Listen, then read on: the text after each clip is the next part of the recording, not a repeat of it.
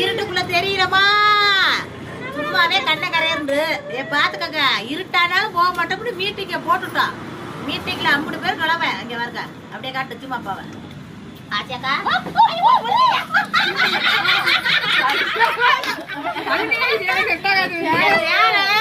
அங்கேயே செட் பண்ற ஒரே இருட்டா கிடக்கு.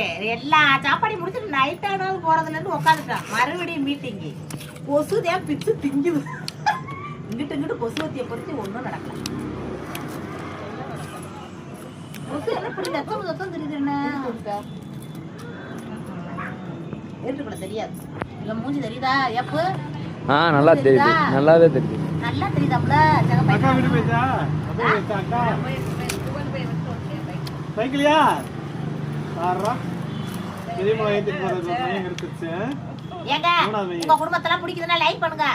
ஏங்க ஏங்க கேக்குதா? கேக்குறப்ப ஏங்க ஏங்க லைக் பண்ணுங்க. எல்லாரும் எங்க குடும்பமே பாருங்க.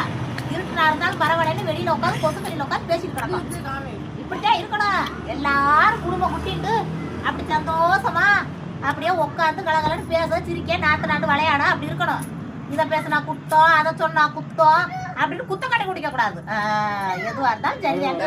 நல்ல சந்தோஷம் தெரியுது. அப்படிலாம் கேட்க கூடாது. யார் சொல்றது? நான் பொதுவாக